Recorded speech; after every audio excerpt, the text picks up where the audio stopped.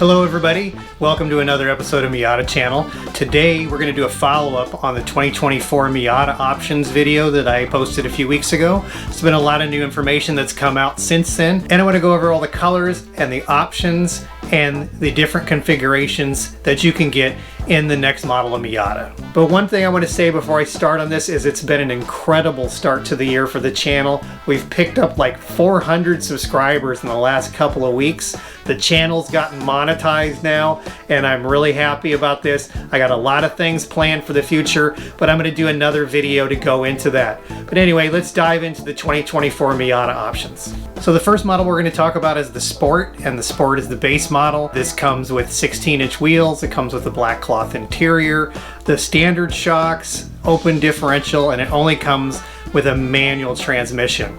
As it's been for the last couple of years, the Sport comes in two colors, which are Soul Red Crystal and Jet Black. And as we know from the last couple of years, we know that these aren't the only colors they come in. These are just the ones that Mazda says they come in, so you know how that goes.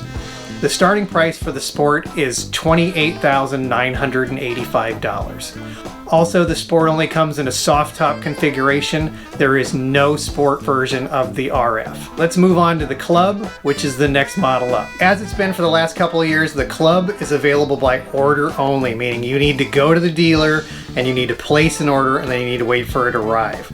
Now, you're going to want to do that pretty soon because the window for ordering them is pretty small, and I know the Miata has a very small production window, so if you want a Club, I would recommend that you go to the dealer as soon as you can. Now the Club comes in two variations. There is the soft top and the RF variety. The big difference between the two models of the Club is that the soft top comes standard with black cloth seats, 17-inch wheels, and the standard brakes. And there's an optional BBS Brembo Recaro package that's an extra $4,800 on top of that. So you can get it either way. But if you opt for the RF version, it comes with the Brembo BBS Recaro package standard. So it costs considerably more, but you don't have to pay for that option. Both the soft top and the Club only come with a manual transmission. So a Club with a soft top will start at $32,485, and the RF Club starts at $40,210. So yes, the Club is the first Miata to have a base price over $40,000. Yeah, that's a first for this year. The other thing that's different about the Club for this year is that there is a color that is exclusive to this model, and that color is Deep Crystal Blue Mica.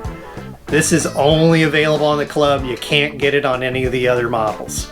And besides Deep Crystal Blue, the Club also comes in Soul Red Crystal, Snowflake White, Aero Gray, Jet Black, and there's another color it comes in that I'm having a hard time remembering. If only there was something that could remind me of it. That looks good.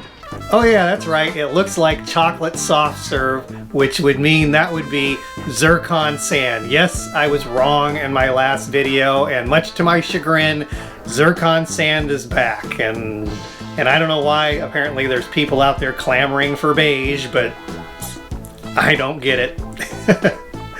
And all you Ziron Sand fans out there who want to insult me and bully me into liking it, it's not gonna work. I'm just gonna make fun of you more. I mean, seriously, I'm an NC owner. People have been making fun of my car for over a decade, and I don't care. I think it's funny myself. I make fun of it myself. Look at my license plate.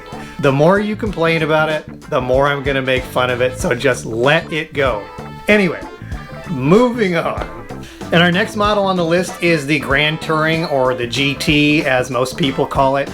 And the GT is the only model of Miata that you can get with an automatic transmission now. The automatic version of the GT comes with the base level shocks and an open differential, and it doesn't have the suspension upgrades like the Club does. But the manual GT comes with Bilstein shocks, a limited slip differential, the upgraded suspension components like the Club gets, And this year there's a different color of interior. You can choose either from the standard black leather or tan Napa leather this year.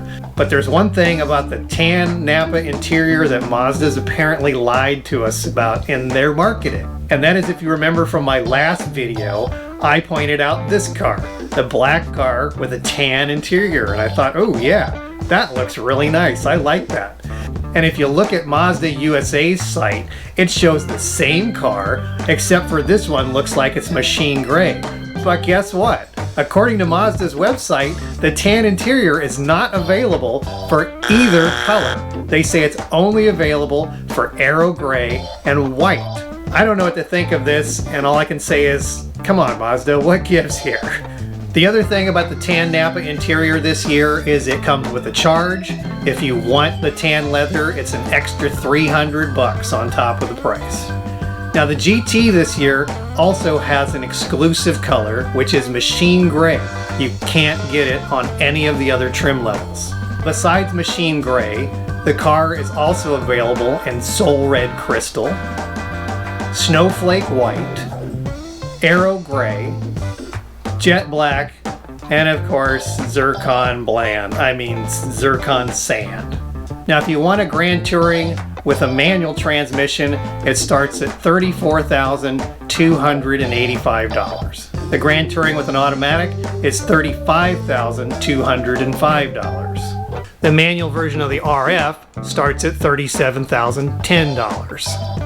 And for the automatic RF, it starts at $37,980. In my last video, I covered a lot of the options that are available for the 2024, but there are a few things I didn't mention in my last video, like for example, the little fangs on the front bumper, those little LED daytime running lights, those are gone now, and they've been replaced by brake cooling ducts, which I think is a really cool upgrade. Another option I think is a really cool upgrade is they've added a track mode to the traction control system. If you've ever taken an NC or an ND with traction control on it out on the track and forgot to turn it off, you know exactly why this is a really good thing. Another option that a lot of people aren't very happy about is the start-stop technology, which if you're not sure what I'm talking about there, when the car comes to a stop, it shuts off the engine. And then when you go again, it'll turn on the engine again. So it turns the car on and off as you stop and start.